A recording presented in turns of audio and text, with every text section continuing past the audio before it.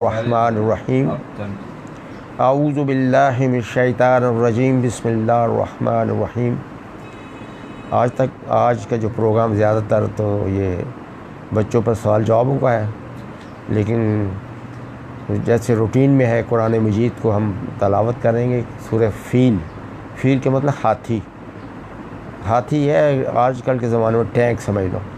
इस पर यह गुफ्तगू होगी, कुरान की तलावत करेंगे, सूरत की फिर तर्जुमा करेंगे। तो मैं कोशिश करूँगा फिर थोड़ा सा उस पर रोशनी डालने की। तो आज हम कुरान शरीफ की सूरह फ़ील पर तलावत भी करेंगे और उसके मतलब कुछ थोड़ा सा रोशनी भी डालेंगे कोशिश करके अपने समझ के मुताबिक। तो मैं फ़ारूक साहब से कहूँगा कि वो सूरत फ़ील की तलावत भी करें और उसका तर्जुमा भी, फिर उसके बाद हम दोनों बैठकर देखेंगे इस पे क्या रोशनी डाल सकते हैं। तो फ़ारूक साहब।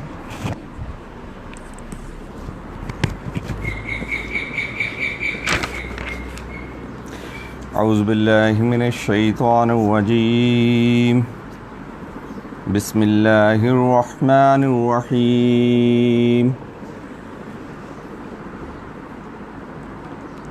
अलम तर कैफ़ फ़अल रब्बुका बिअस्हाबिल फ़ील अलम यजअल कैदहum फ़ी तग़लील व अरसल अलैहिम तैरन अबाबील तरमीहिम बिहिजारतिम मिन सिज्जील फजअलहुम कअस्फ़िम माकूल। सदक़ल्लाहुल अलीयुल अज़ीम। तर्जुमानी इस तरह है कि तुमने देखा नहीं कि तुम्हारे रब ने हाथी वालों के साथ क्या किया। क्या उसने उनकी तदबीर को अकारत नहीं कर दिया और उन पर परिंदों के झुंड भेज दिए जो उन पर पकी हुई मट्टी के पत्थर फेंक रहे थे। फिर उनका ये हाल कर दिया जैसे जानवरों का खाया हुआ भूसा। रब्बी शरह ली सदरी व यस्सिर ली अमरी वहलुल उक़दतम मिन लिसानी यफ़क़हू क़ौली। अज़ीज़ान गिरामी, कुरान मजीद की ये मैंने आपके सामने 30वें पारे की एक सूरत आपके सामने तिलावत की, जो कि 5 आयात पर मुश्तमिल सूरत है। और ये सूरत जो है मक्की सूरत है। इसका शान नज़ूल बयान करने से पहले हम थोड़ा सा इसका तारीख़ी पस मंज़र देखेंगे। ये अबरहा कौन था और किस तरह एक सल्तनत के ऊपर इसने हुक्मरानी की, और उससे पहले किस दीन का जो है उस इलाके के अंदर। ये अबरहा जो था ये यमन का बादशाह था।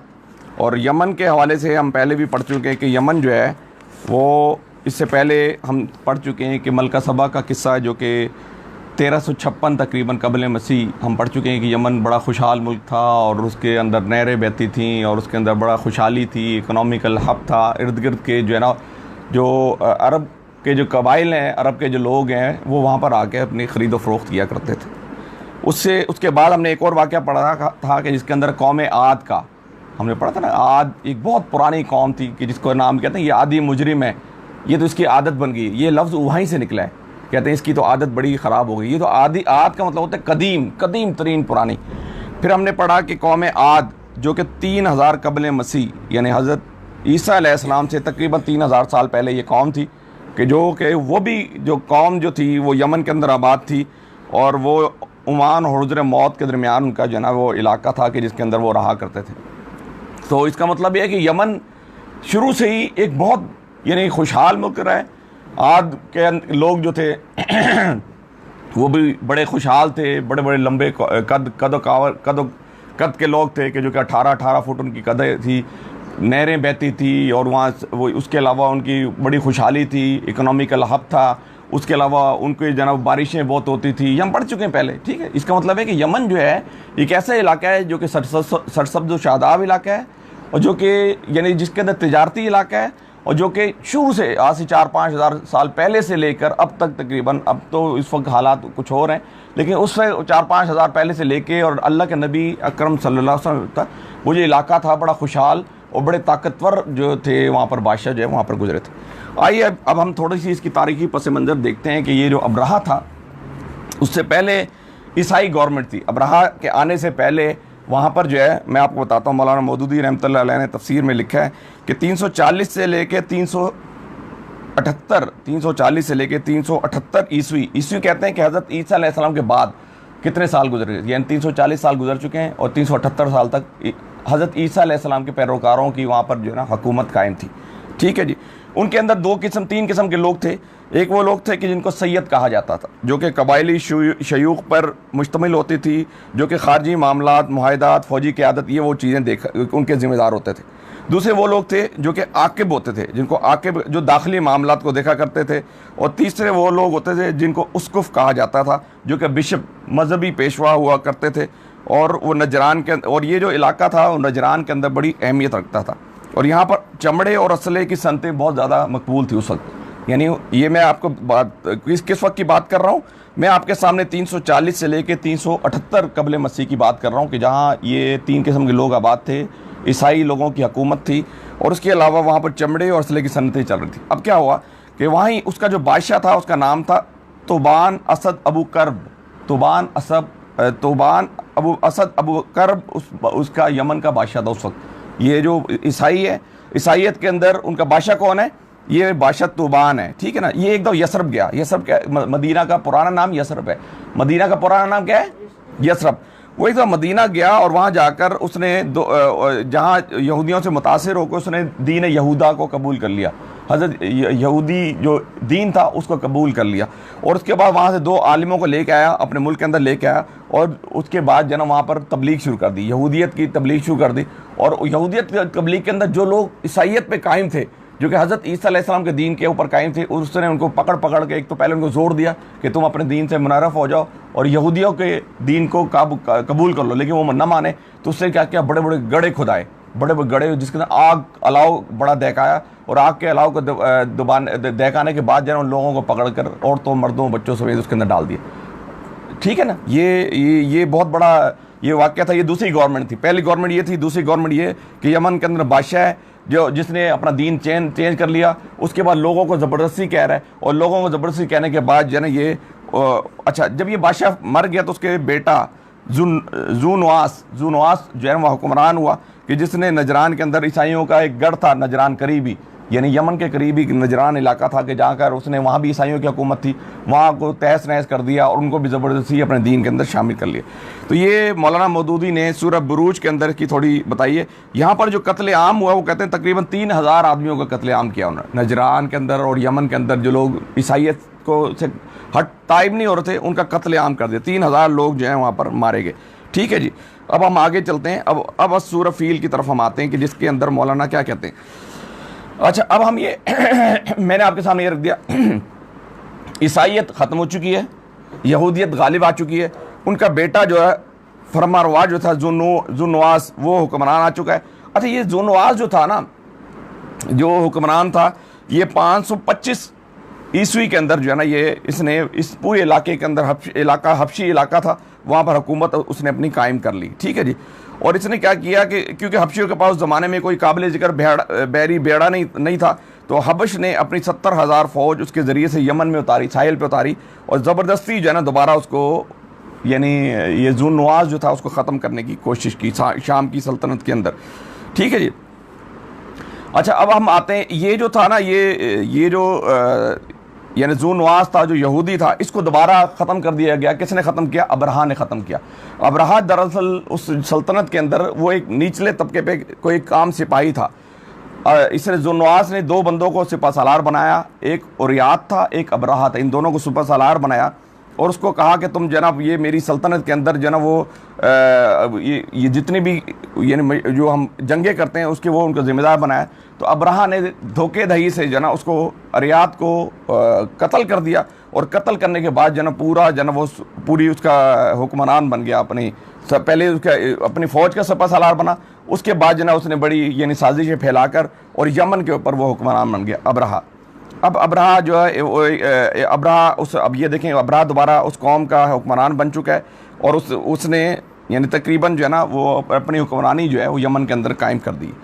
अब जो हम आगे आते हैं, ये जो अबरहा जो था उसने क्या किया, जब अबरहा पूरा हुक्मरान बन गया, उसको मालूम हुआ, क्योंकि मैंने आपको बताया कि आजकल जंग किस बात की हो रही है कि ये अमेरिका, चीन और ये बड़े बड़े ममालिक जो है ना आजकल इकोनॉमिकल वार हो रही है। क्या हो रही है? इकोनॉमिकल वार के दुनिया के अंदर वो कौमें जो है तरक्की कर रही हैं कि जो कि इकोनॉमिकली जिनकी पूरी की पूरी यानी जो मईशत है वो उनके कंट्रोल में है। पूरी दुनिया की मईशत जो है इस वक्त जो है ना चाइना जो है उसको यानी कंट्रोल कर रहा है। जब से ये दुनिया एक ग्लोबल विलेज बन गई है तो दुनिया के अंदर हुक्मरानी वो लोग कर रहे हैं कि जिनकी जो तिजारत है पूरी दुनिया के अंदर फैली हुई। आज हम देखते हैं कि हमारी सुई से लेकर और बड़ी से बड़ी टैंक तक वो सारी की सारी चीज़ें जो है चाइना बना रहा है। तो ये इकोनॉमिकल वार चल रही है। ये आजकल इकोनॉमिकल वार, वो पुरानी जंगें ख़त्म हो गई कि तलवारों से, टैंकों से, तोपों से।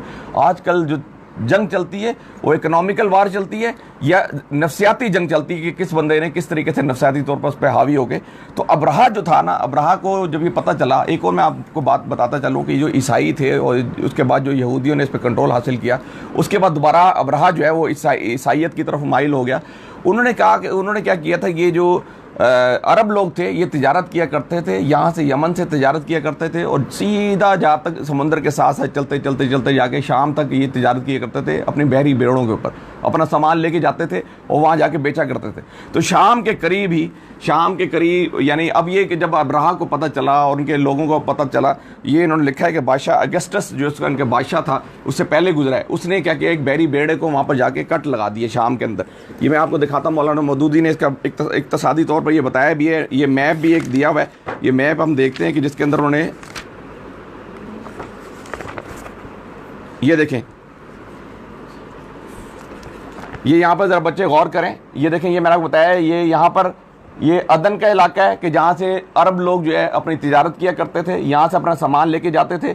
ये जद्दा मैं आपको पहले ही बता चुका हूँ कि जद्दा का जो साहिल है समुंदर का तकरीबन जो है वो 70 किलोमीटर पे मुहित है। जद्दा का जो साहिल है वो 70 किलोमीटर पे मुहित है और यहाँ से ये बहरी बेड़ा, ये देखें जो मौलाना डॉट डॉट लगाया, यहाँ से समुद्री जहाज़ से ये सामान लेके जाते थे और जाते जाते ये शाम के अंदर यहाँ लेके जाते थे।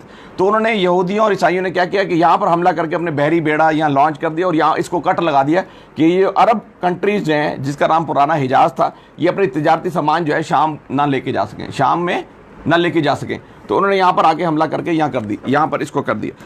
तो ये सूरत हाल है कि जिसके अंदर जो है ना अब क्या हुआ, अब हम आते हैं अबरहा के लश्कर की तरफ।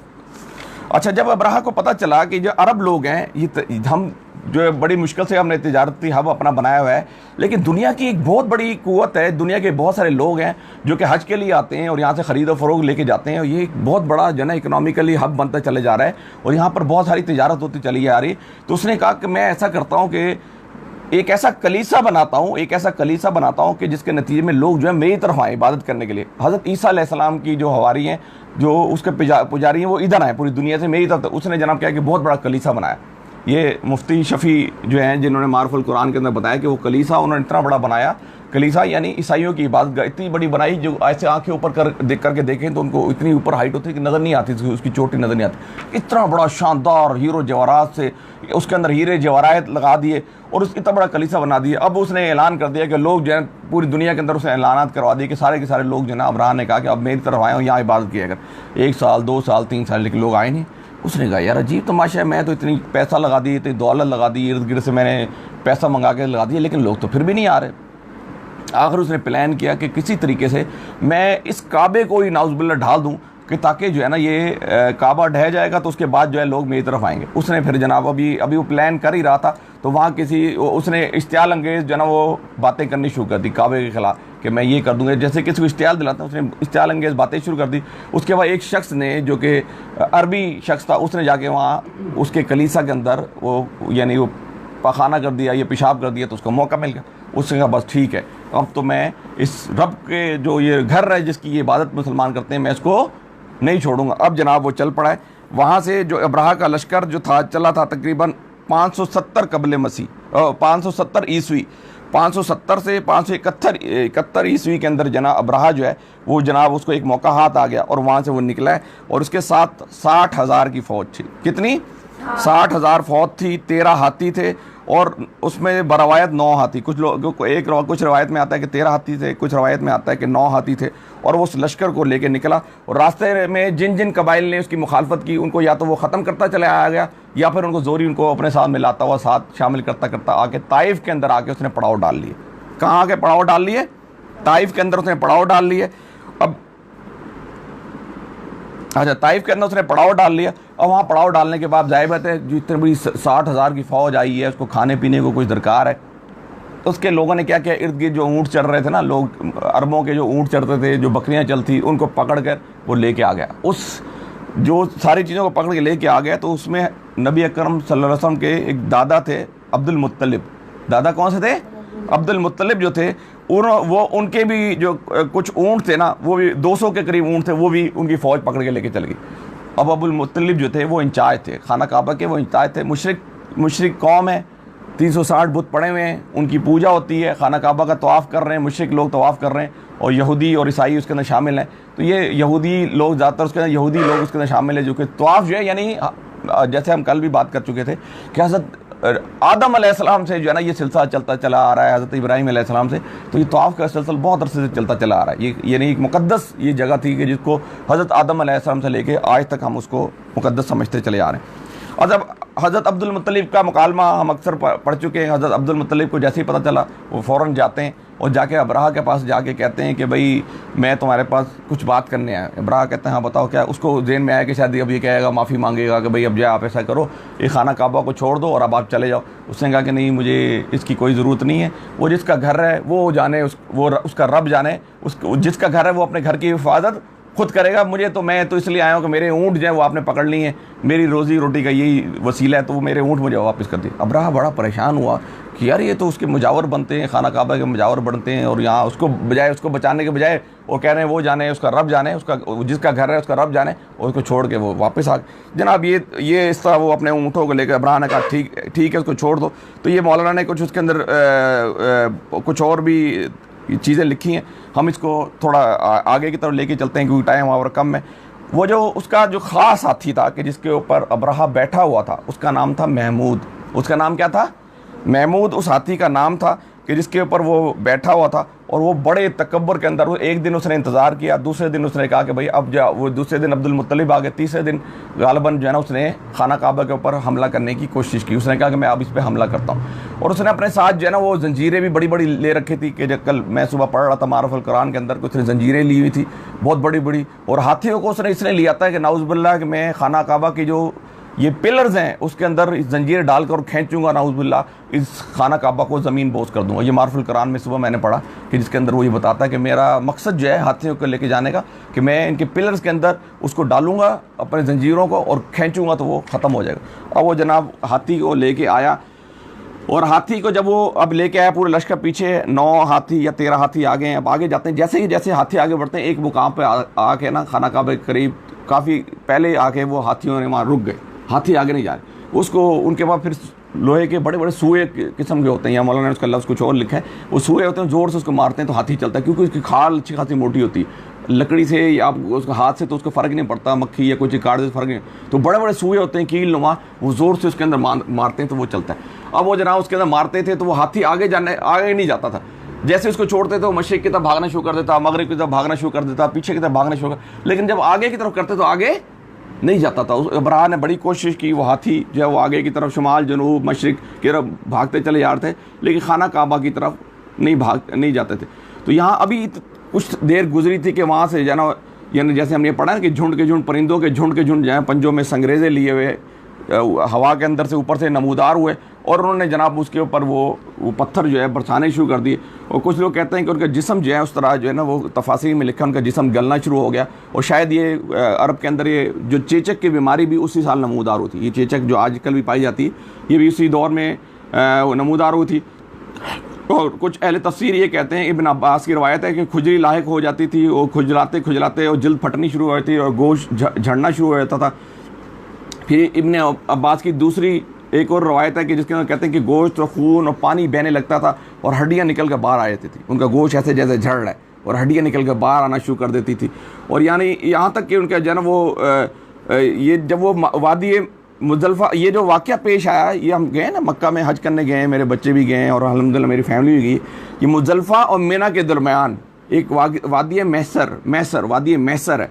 उस मौके पर ये सही मुस्लिम की हदीस है कि जिसके अंदर उस मैसर के मौके के ऊपर ये वाक़या पेश आया कि जिसके अंदर जो है अब्राहा अपने लश्कर समेत जो है वो नेस्तो नाबूद हो गया और वहाँ पर वो ख़त्म हो गया। कुछ लोग बचे जो कि जिन्होंने वापस भागे, अब्राहा वापस भागा, लेकिन कुछ आगे वापस जाने के बाद जो है ना वो भी ख़त्म हो गया। रास्ते में सारी की सारी कौम जो है वहाँ ख़त्म होगी और कुछ 2 या 3 लोग बचे जिन्होंने अपने कबीले के अंदर जाके बताया कि भाई ये वाक़या पेश आया, उसके बाद वो भी ख़त्म हो गए। तो अल्लाह ताला ने उनको निशान इबरत बना दी, अल्लाह ताला ने उन्हें निशान इबरत बना दिया। अच्छा, निशान इबरत नहीं बनाया, बल्कि अल्लाह ताला ने जो हबशियों की को ये सिर्फ सज़ा देने पर इक्तफ़ा नहीं किया, बल्कि 3-4 साल के अंदर अंदर यमन से हबशी इक़्तिदार हमेशा के लिए ख़त्म हो गया। और तारीख़ से ये मालूम होता है कि वाक़या फ़ील के बाद यमन में उनकी ताकत बिल्कुल टूट गई और जगह जगह यमनी सरदार अलम बगावत लेकर उठ खड़े हुए। फिर एक यमनी सरदार सैफ बिन ज़िक्रिया ने शाह ईरान से फ़ौज तलब कर ली और ईरान की सिर्फ 1000 फ़ौज जो 6 जहाज़ों के साथ आई थी हबश हुकूमत का ख़ात्मा करने के लिए काफ़ी होगी। और ये 575 ईस्वी का वाक़या। 575 ईस्वी में वो जो हबशा की जो ईसाई गवर्नमेंट थी, जो कि आखिरी पहले ईसाइयों की थी, फिर यहूदियों की हुई, फिर ईसाइयों की हुई और आखिर में अब्राहा की जो ईसाइयों की जो थी वो ख़त्म हो गई। और ये वाक़या जो पेश आया नबी अकरम सल्लल्लाहु अलैहि वसल्लम की पैदाइश के 50 दिन के बाद आया। यानी अल्लाह के नबी सल्लल्लाहु अलैहि वसल्लम पैदा हो चुके हैं, 50 दिन को गुजर चुके हैं, ये वाक़या पेश आया। तो इसका मतलब जब अल्लाह के नबी सल्लल्लाहु अलैहि वसल्लम को जब नबूवत अता की गई थी तो बहुत सारे बुजुर्ग लोग, बहुत सारे लोग ऐसे मौजूद थे कि जिन्होंने अपनी आंखों से ये वाक़या देखा था, अपनी आंखों से ये वाक़या देखा था। तो ये यहाँ पर मक्के का जो बच्चा है ना इस वाक़े को जानता था। सूरह फ़ील का मैंने आपको बता दिया कि मौलाना बस इसके अंदर थोड़ी सी ये बात बताता, एक दफ़ा तर्जुमा कर लेते हैं, बस को वाइंड अप करते हैं कि तुमने देखा नहीं कि तुम्हारे रब ने हाथी वालों के साथ क्या किया। उसने उनकी तदबीर को अकारत नहीं कर दिया, फिर उन पर परिंदों के झुंड भेज दिए जो उन पर पकी हुई मिट्टी के पत्थर फेंक रहे थे, फिर उनका ये हाल कर दिया जैसे जानवरों का खाया हुआ भूसा। यहाँ पर वो बताते हैं कि मौलाना मौदूदी रहमतुल्लाह अलैह या तफसीर के अंदर लिखते हैं कि वो जो परिंदे थे वो इब्ने अब्बास की रवायत है कि वो परिंदे ना उससे पहले किसी ने देखे ना उसके बाद किसी ने देखे। यानी लोग इसमें अबाबील से मुराद होता है झुंड के झुंड। ऐसे परिंदे थे कि कुछ रवायत में आता है कि चोंच जो है शार्प थी, कुछ रवायत में आता है कि चोंच शार्प थी, उसके पंजे जो है वो छोटे छोटे परिंदे थे, उसके पंजे जो है वो कुत्ते की मुनासबत से या किसी और परिंदे की मुनासबत, जिसमें उन्होंने मटर के दाने के बराबर काले स्याह पत्थर पकड़े हुए थे। और कुछ रवायत में आता है कि ये चलगोज़े की तरह बारीक नोकदार पत्थर पकड़े हुए थे। तो ये इसके झुंड के झुंड आते। तो बहरहाल यहाँ पर वो मौलाना कहते हैं कि अबाबील से मुराद, अबाबील वो परिंदा नहीं जो कि आजकल का है, बल्कि अबाबील एक ख़ास किस्म का परिंदा था कि जो कि स्पेशल आया था और उसके बाद वो परिंदा उस तरह की शक्ल का, उस सूरत का वो परिंदा बाद में देखा नहीं गया। वल्लाहु अलम बिस्सवाब। अल्लाह ताला दुआ कि अल्लाह ताला मुझे और आपको इन बातों पर अमल करने की तौफीक अता फरमाए। अक़ूलु क़ौली हाज़ा अस्तग़फ़िरुल्लाह ली व लकुम व लिसाइरिल मुस्लिमीन। 5 मिनट में अब्बू जो है वो इस पर ज़रा समअप करेंगे, उसके बाद जो है हम इंशाअल्लाह अपना कोई इसका प्रोग्राम शुरू करें। जज़ाकल्लाह। ये फ़ारूक भाई ने बहुत कुछ कह दिया है सारे किस्से के मुताबिक। देखिए एक चीज़ जो हमारे लिए फ़िक्र करने की है और देखने की है और सोचने की है वो मैं आपके सामने पेश करता हूँ। बादशाह कोई भी हो वो चाहता है कि मेरा ऑर्डर हर जगह चले, लोग मुझे पूजे, मेरी बात को समझे और मेरी बात को कबूल करें। ये हर ताकतवर आदमी की ज़रूरत होती है कि उसकी बात को समझा जाए। एक जितना माहौल है इधर फैला हुआ उसके अंडर में हो। तो ये अब्राहम भी वहाँ का बादशाह था यमन का, वो तजारती मरकज़ था, खुशहाल लोग थे, बहुत बड़ी क़ुव्वत थी, बड़ी सल्तनत थी वो। तो जब उससे ये मालूम हुआ कि बैतुल मुक़द्दस ये जो खाना काबा है मक्का के अंदर, इसकी बड़ी अक़ीदत है लोगों के अंदर, हिसाए भी जाते हैं। जैसे मैंने अर्ज़ किया पहले कल आपको बताया कि ये खाना काबा जो हज़रत इब्राहीम ने बनाया था, तो हज़रत इब्राहीम वो मोतबर पैगम्बर है जिसको हिसाब भी मानते हैं और यहूदी भी मानते हैं, मुसलमान तो बहरहाल मानते ही मानते हैं। तो सारी कौमें जो है मुशरिक वैसे पहले वहाँ बड़ा करते थे, वहाँ उन्होंने बुद्ध रखे हुए थे 365, तो वो उनको मुक़द्दस समझते थे उस खाना काबा को। तो इस तरह दुनिया की मरकज़ जो था अक़ीदत का मरकज़ वो खाना काबा बना हुआ था। तो अब्राहम को जब ये पता चला कि वो खाना काबा बड़ा अक़ीदत का मरकज़ है लोगों के लिए, और ईसाई भी जा रहे हैं, यहूदी भी वहाँ जाते हैं अक़ीदत के लिए, और वहाँ मुशरिकीन मक्का तो वहाँ ऑलरेडी रहते हैं और वहाँ उन्होंने बुत सजा रखे हैं और उनकी पूजा करते हैं उस जगह।